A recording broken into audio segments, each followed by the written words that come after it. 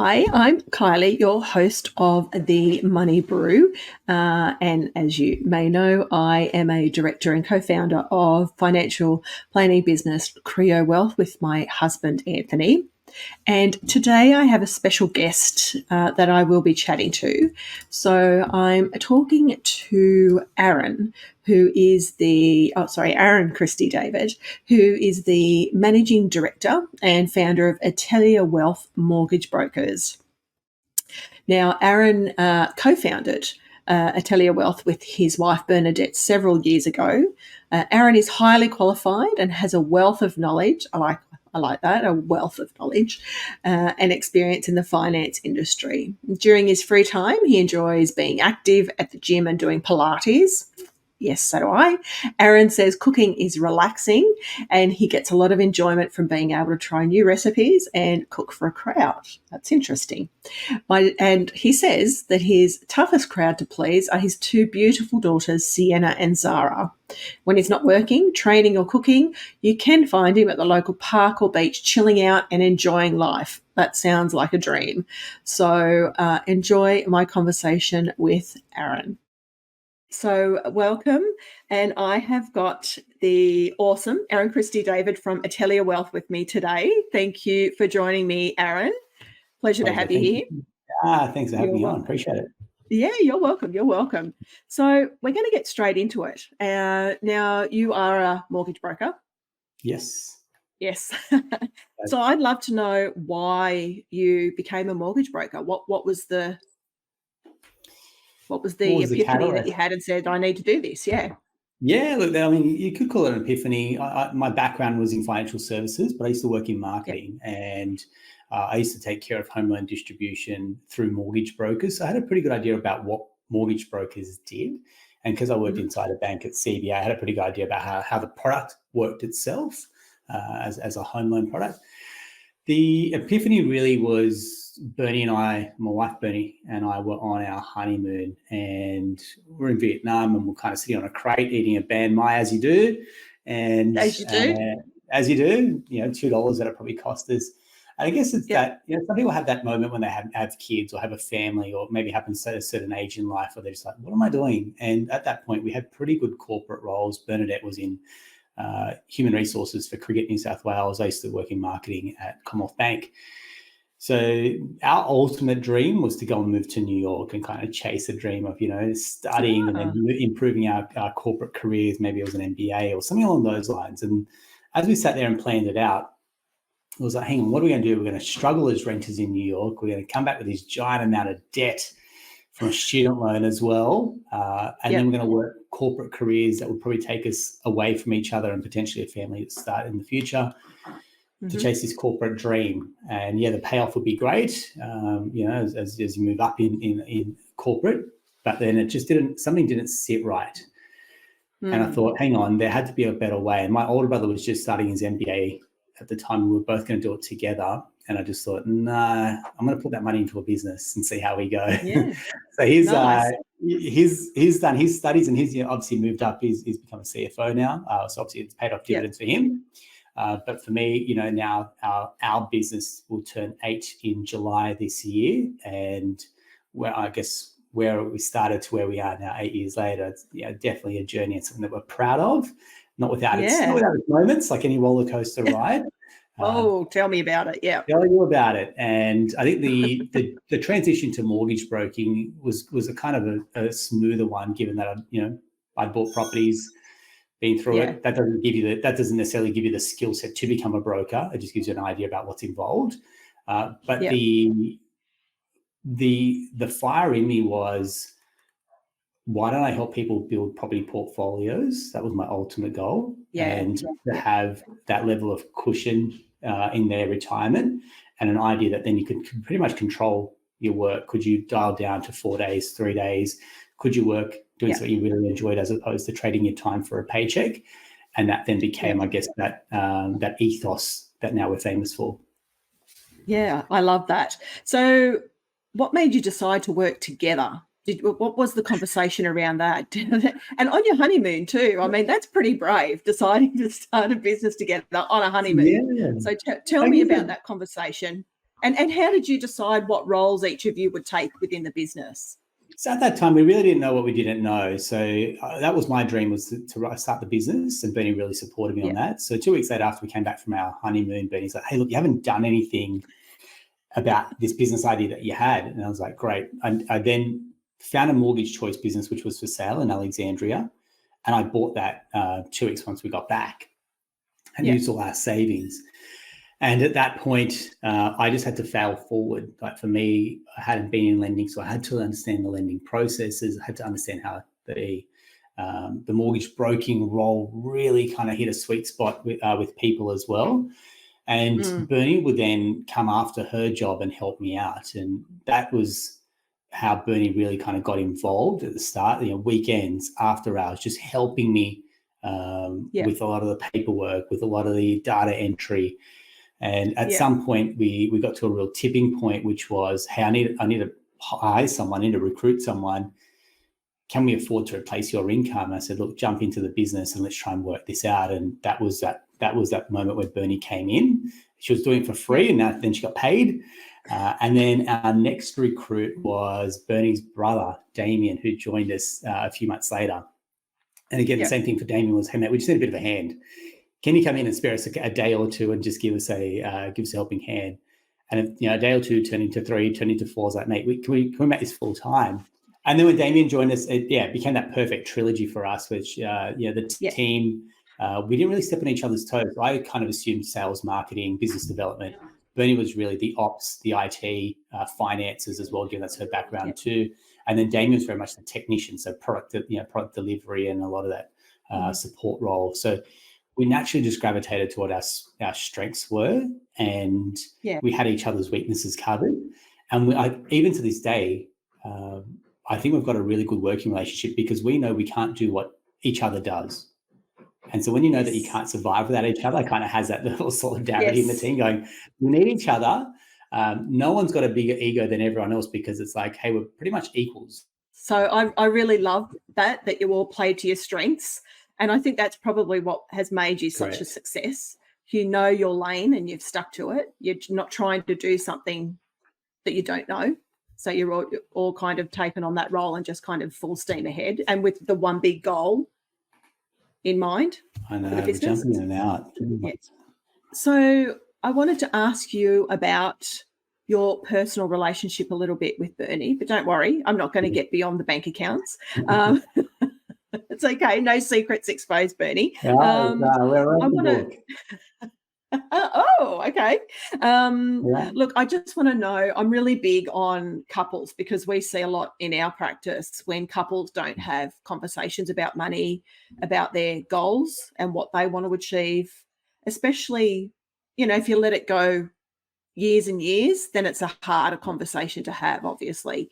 So how do you and Bernie go about having those money conversations for your personal life and setting your financial goals? So do you sit down and talk about where you want the business to go, and then personally, what sort of wealth you want to accumulate, what your plans are coming into retirement? And you have young children too, still at school. So what are the conversations you have around supporting them potentially? Because I know a lot of couples have different opinions of how you should support your children depending on the background you're from. So I'd really love to hear about all of the things there. Great. I think like all relationships, money is a big one, and it's certainly the start of our relationship.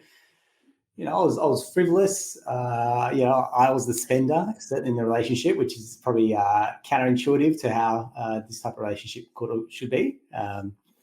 And Bernie's the diligent. I mean, she had a background in tax and accounting, and she loves spreadsheets. She helped her parents pay off their mortgage, as quickly as possible. Whereas my family didn't speak. My family didn't speak about money, Kylie. So for us, we grew up with that. It's rude to talk about money versus their family is very open about money, and that again was a real shift. I would have grown up never knowing how much my parents' mortgage was, or if they even had a mortgage at some point when it was paid off. So that takes a lot to reshape how you look at money. I know we've spoken about this as well, right? From your journey. But I think it's like when you get to those moments where things are uncomfortable and you come to a bit of a head about, loggerheads over money. It's like this is a good time to have a conversation. So I was very clear at the start. Bernie handled all the banking and finance for us. I just got told how much I could spend or what we were aiming to save and what I needed to earn. And I can work with that. I can work with those type of confines as well. Yeah. And look, when I started the business, I think at that point we had 2 investment properties and we were renting, and Bernie's income would have been maybe $55K. That's tough on a business that isn't producing any income for the first 12 months, really, right? Yeah. So we had to, I tap my card and go, I don't even know if there's any money on this. That moment of truth, right? And you're waiting for the little thing to spin and like, did they get accepted? Oh, correct. And you're like, oh, wrong card, sorry. And you're like, you think on your feet a little bit. Which at that point you go, geez, mate, never again. And I think that was for me that turning point where I'm like, I have to make this business work, because the other option is going back into a corporate gig, which I was like, I think I'm done. So that would have fused in me. And look, over time, we rent. We've done it all. We've rented. We've renovated. We've bought properties. We've bought off the plan. We've sold properties. I feel like we had a lot going on in our 20s and 30s from a property perspective that gave us insights. Yeah. But we knew ultimately we wanted to buy our own home. That was non-negotiable. We want to put down roots. We want to buy our own home, have that security, stability. And we were fortunate probably about, I'm going to say 3 years ago, to be able to buy in a great place down the coast. And obviously having a mortgage, that's a big commitment. Even being a mortgage broker doesn't mean you're immune to the fact that when you get 13 rate rises, something has to give, right? So we were just speaking about it before, like that's the RBA wanted people to feel a bit of hurt and pain, and 13 rate rises will certainly do that to many households that have a mortgage, that have kids, that want to have a lifestyle as well. And at that point, you really got to be open and honest about what is non-negotiable and what is up for discretionary. And so discretionary spending definitely dialed down. You mentioned around kids, and we weren't willing to take the kids out of, say, swimming or little athletics or dance. So that meant personal spending dropped back to make sure that we put our kids as a priority first and foremost. Whereas, I look at the swimming classes 2 years ago, you couldn't get in, versus now it's noticeable how empty the class, emptier. Yeah, wow. That's interesting, isn't it? Yeah. It's telling. It's telling. I mean, swimming is something that kids need to do. Yeah, but on a family that's on a budget, for example, that's maybe where they go, hey, look, and they could be down to one income having another baby. So you just don't know what people's scenarios or situation is. But I think going through this gave me a huge amount of empathy, that when I'm talking to clients, I'm like, hey, but what about this? Or what about this? And sometimes you don't know what you don't know, or you don't see what you can't see until it gets to that point. Yeah. But to answer your question, I was pretty adamant personally that I wanted the girls to have a pot of money when they got to 18. So what we've done is every week they each get $100. That sits in a bank account, compounding nicely away for them. And even when times got skinnier as well, we said, no, that's a non-negotiable too. That's their $100 each week. And anytime they get money for their birthdays or Christmas, it's like it goes straight into their bank account as well. And that money, when they turn 18, can only be used to buy a property. And that's kind of that's my mandate. You can only use that money to buy a property. You want to buy a car, you want to go on holidays, you save, you get a job and you work for that, but you use that money to go and buy a property. I love that. And we did similar for our boys, but we set up a managed fund for them. So then when they started working, we encouraged them to put their own money into that, so that it compounded, and they got the dollar cost averaging for a little bit. So, and then once they turned 18, it was just signed over to them and said, that's your money. You want to go study or whatever. But I think we've raised our boys well. They, haven't cashed out any of it yet. They're just like, no, I don't know. They leave that there. That's growing nicely. I like that. So, but I love that you've done that for the girls. And it's kind of one thing to speak about it. Just to finish that point, it's just one thing to speak about it, but there's one thing to do something about it. And you want to teach your kids about money. You've got to lay a very good, you show a good example. You lay down some good foundations. Because when they get to 12, 13, like that's 12, 13 years of compounding. That's, we know it, the magic of compound interest. It's like we've missed a good chunk of that. If we made it a decision, yes or no, it was like, this is a hard, yes, we're doing it. So definitely having kids, you learn to put your priorities later and after. It's funny, isn't it? Yeah. And I love to, you mentioned 12 or 13. I feel like that's a really impressionable age for kids. And that's when they really start to understand the cost of everything and the cost of living. I mean, we used to take our boys to the grocery shopping and get them to work out, the value before they put the, how much it was per kilo or grams, on the little tags and we would get take a calculator shopping and get them to work it out. What's the best bargain? Just because but it was a little bit of fun to distract them shopping, but it was also a lesson for them. Yes. So that's just what we used to do. Now what we do is we do our delivery on Coles online, so we don't take them to the shops because it ends up becoming more expensive. Actually, to never go shopping hungry. That's my top tip there. That's exactly because you end up with the entire shop in your cart because you're just hungry and you're like, oh, I'll get that. And it's not good for my waist then, because if the Tim Tams are on special, it's disastrous because I'll just buy 6 packets of them and then they're all gone the next day. So and I have no idea who eats them, Aaron. No idea. Yeah, no, there's that Tim Tam fairy that just sneaks in and steals them all. That's it. So now everyone knows that Tim Tams are my weakness. So if you want to influence me, Tim Tams are the thing. So thank you for sharing about your relationship with Bernie. It's really great to hear a man that was the actual frivolous one, because I think a lot of media tell women that they're the frivolous ones. So then we just think, oh, it's us. But it's really nice to hear that there's a man that was frivolous. So, and I love that you've now managed to work with that, as I have, because I was the frivolous one. And you've got to look out for your triggers, right? If there's something triggering you, you've got to be like, oh no, stay away from that. And if sometimes it's certain people, so I've had to take certain people out of my life momentarily because they encourage me to spend, and it's disastrous. I think as time goes on, like you think like as you earn more, like the stakes get higher. Like when you're, I don't know, 20 something, it might be like a cheaper car, it might be a nicer, I'm going to Thailand, or it might be something along those lines. As you move into your 30s, it's probably clothes, for example, or some of that discretion, or going out. As you get into your 40s, it's now designer handbags and watches and cars. Like the stakes just got a lot higher, and it's far more zeros as well. And I think we call it lifestyle creep. You call it comparison. You call it envy. Whatever it is, keep up with the Jones. However you want to kind of wrap it up and justify it. But then it's like the house with the U-Butte renovation on it, and the fancy pools on it. There's a danger in playing that game. I mean, there's nothing wrong. Here's my thing. There's nothing wrong with, if you've earned it, you save for it and you buy it, there's absolutely nothing wrong with, and you value it. But when it's the ill intentions behind it, that's when you know that it's just like, it's not for personal satisfaction, it's for outward validation. Check yourself on that.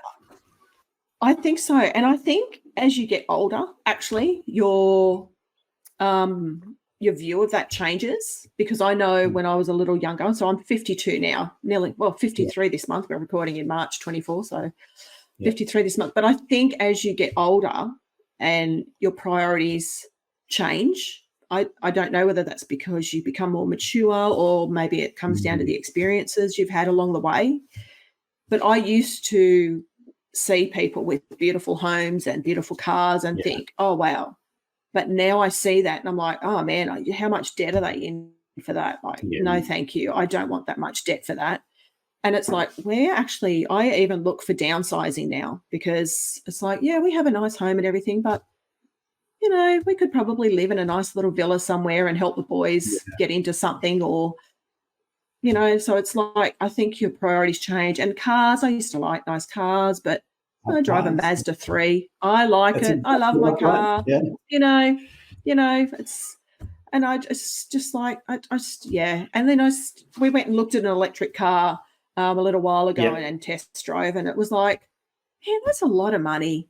I don't know. I know we're going to save on petrol and stuff, but seriously, I don't know if I want to spend that much money on a car that's going to get me from A to B. I'm just not sure I want to do it, and I'm just not in a place. I'd rather have the holiday with the money. Yeah. So you kind of prioritize what you want in life. So, and I'm not interested. I could drive a scooter as long as it gets me down to the shops. I don't care. As long as it takes me to get my coffee, I don't care. Yeah, I think that's a massive ego check, isn't it, Kylie? Like the car is, they're built up to be an extension and symbol of your wealth, and the ego certainly wants it because you mentioned you drive a Mazda 3. I did. I traded in a awesome Golf GTI. Walked out of the dealership with a check and traded in my brand new car for, I think it was a 10-year-old Mazda 3. And the first question I got was, hey, is business not going well? I'm like, it's actually going better. The fact that I don't need a nicer car to prove it now, which is, again, contrary thinking. And again, it's not to show off, but it's just to go that I'm not going to play this game, which is the fancy car to prove that I'm doing well. No. And that's not a statement for everyone. Some people really, really, really enjoy their cars. And so I'm like, if that brings you happiness, that brings you joy, then mate, do it. And exactly. But if you're doing it to impress someone else, you've got to check what you're doing that for. Yeah. Might want to rethink. Yeah. I agree. Aaron, you wrote a book. Yes. Yes, I have. And I'm really excited about it. We're coming to the launch. I'm really excited to get my hands on a copy. I actually am. I set myself a goal to start reading again, and I have started reading again. And I'm actually really enjoying it. Mind you, I read of a night time, so I read about 5 pages and I get too tired and have to go to sleep. But I read because I have to go to sleep. Yeah. So tell me about what made you want to write a book, and then tell me about the book. Yeah. Look, I didn't have a burning desire to write. I have to be an author. I have to get my name out there. That wasn't the intention. What it was, there's only so many conversations that I can have one-on-one in a week. There's only so many conversations my team can have one-on-one, or we can do webinars, seminars. But what I found was a lot of people need to go on a journey, which means they need to absorb information in their own time. And then I guess it's a tactile, reading a book, it sinks in a lot more as well. So that ability to remember, recall what you've read, you can go back to it as well. So the book to me is a culmination of years. Like I've been doing this nearly 10 years. 10 years of conversations that have really kind of hit the spot, that have landed well, that have been, that have gone on to help people buy property, get into the market, for example. And so when I say I just wrote a book, it's like, it wasn't that hard in the sense to take all those conversations that I've had over 10 years, distill them down to 30 to 40,000 words and go, right, here's a bit of structure because it's what people need. And when the penny drop moment for me was when I read about the home ownership dream just getting out of reach for so many younger Australians. I'm just fortunate that I happened to be born 10 years before other people, and I was able to get into the market 10 years before other people. If I was trying to get into the market today on a median income, I'd feel despondent. I'd feel like the market is moving faster than my ability to save. And that may be the truth of the market, but there's still people that are buying and still getting into the market. It's just a different way than what was done with our parents or the generation before us.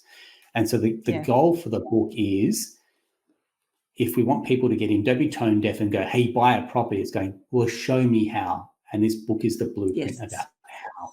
Yeah. I love it. And what is it called? I know what it's called, but I'd like to hear you say it. Yes, I think it's called the Happy Home Loan Handbook. And if I give you some context I love that name. A lot of people. Yeah. Thank you. I appreciate that. So people see a home loan as a ball and chain. They see it as like, in financial planning, sometimes it's called bad debt because it's owner occupied, it's non-deductible debt. But let me tell you, a home loan can be the happiest debt because it means I'm not renting. It means that I've been able to get a mortgage from a bank. It means that I've got security, stability for my family. It means I can add value by a renovation or making the garden line. It means I can be part of a community on a street where I've got awesome neighbors that take the bins in and out for me when I'm on holidays. Like, Yes. that's what it means to Ours have a mow the home. lawn for us. Yeah. Mate, this is it, Ours right? mow the front lawn, they trim. Street, Yeah.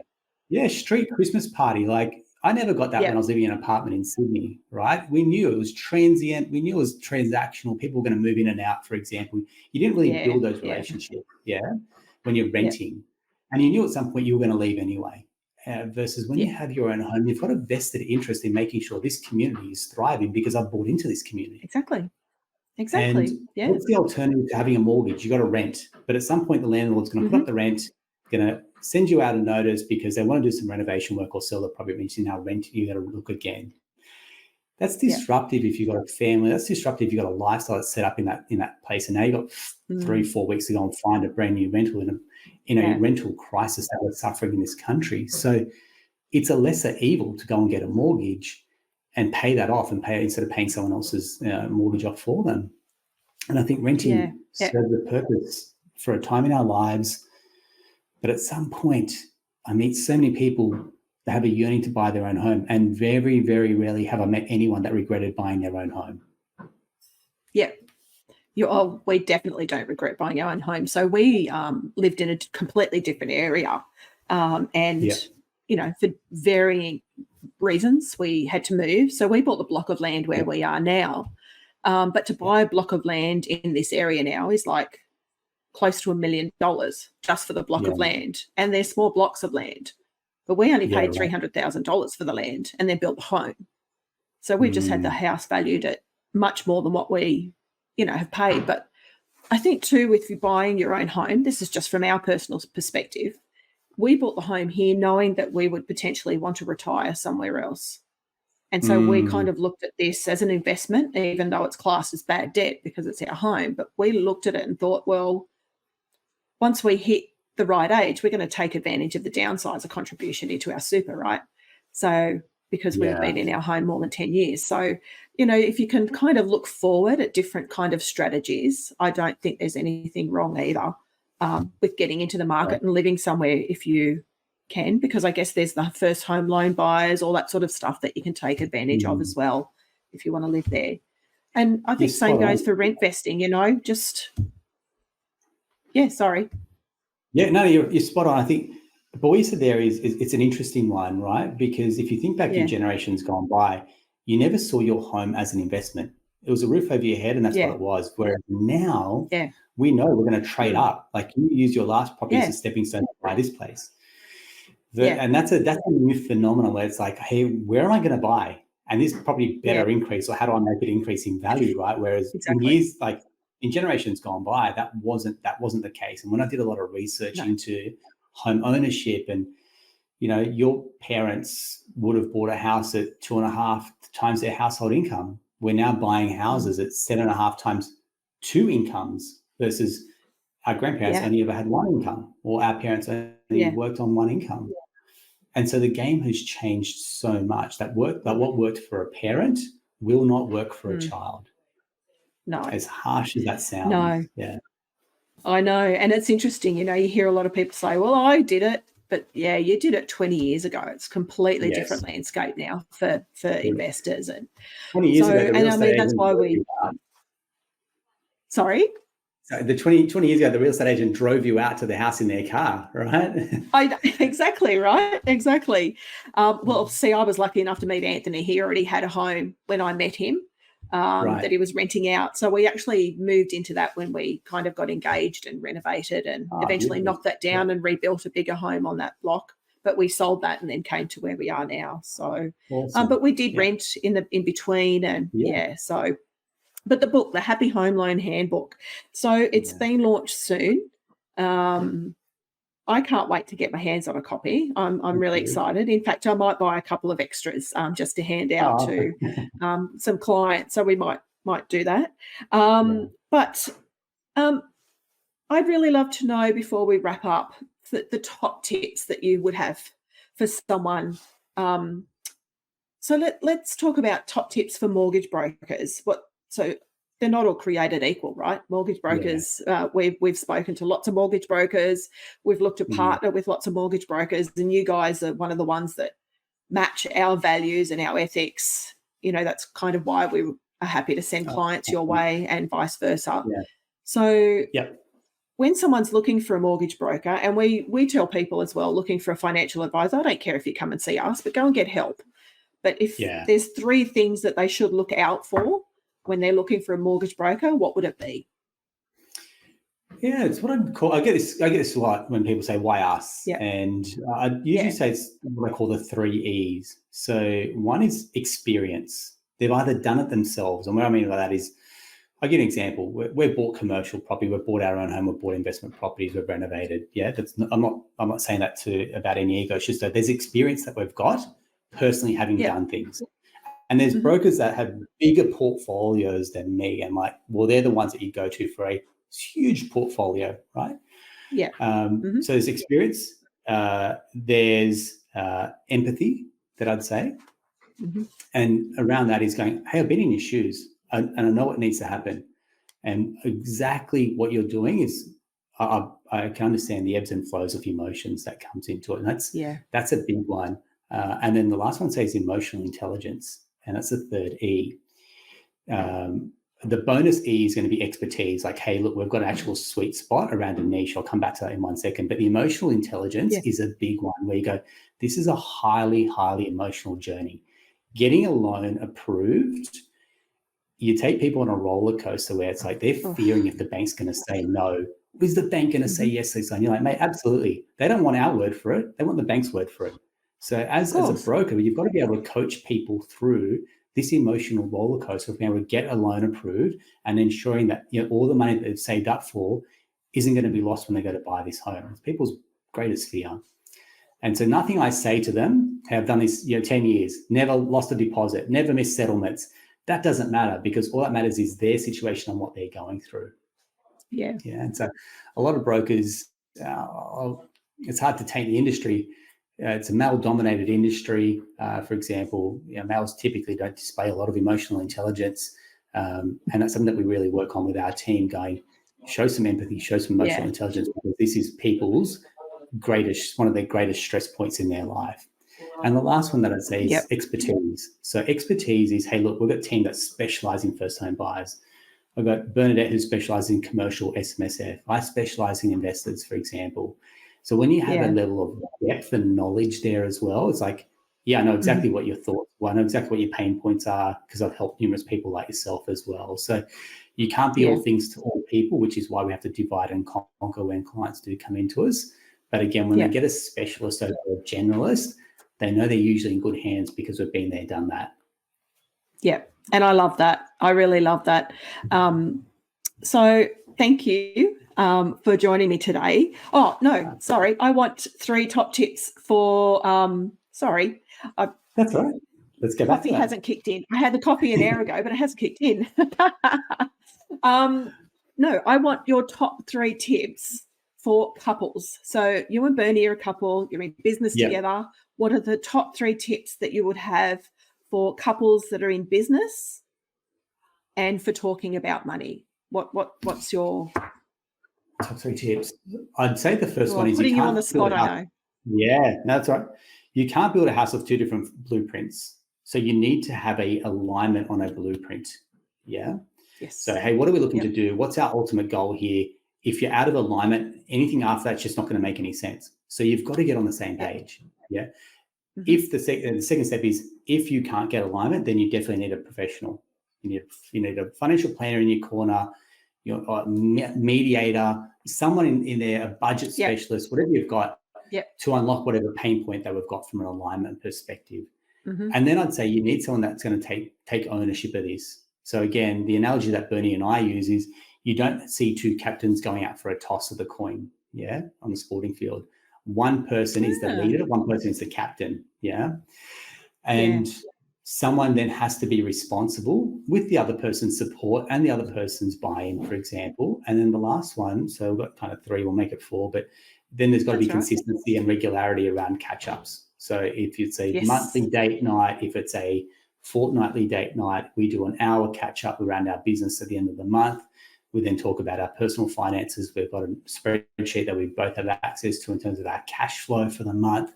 So we know what are the expenses coming in, what are the expenses going out, we know how many holidays we want to take this year. We know what it takes, what our minimum break-even point is on our household and what our break-even point is on our business. If things are unexpected, we've got the Scotty Pape buckets, for example. If there's an emergency, we've got money for the emergency. We know how much is in our super. We know how much our mortgage is. So there's the other part, which is actually not digging our head in the sand, but just going, hey, look, I know my numbers. And when you probably deal with this all the time, when I ask people, how much do you earn? I don't know. I was like, that's a critical number to know. It's a critical number. If you don't know your number and how much you earn, it's how much you're worth. Like, we've got to recheck this a little bit. It's not that you walk around beating your chest going, this is how much I earn. I think it's endearing sometimes that people don't know how much they earn. But when you're going to pick up the phone and call a finance professional, that's kind of one of the things that they want to know. So you should have that information pretty handy. Yeah, it's one of the first things. Yeah. What are we working with?